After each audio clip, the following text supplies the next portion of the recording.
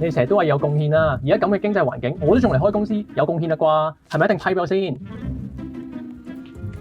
如果申請人要喺香港開辦業務，除咗要提交有效嘅商業登記證，仲要提交最近經審計嘅財務報表、業務交易證明、公司嘅職員名單、強制性公積金嘅供款證明等文件，去證明公司喺香港有確實嘅商業活動。順帶一提，空殼公司係唔會獲得續簽嘅。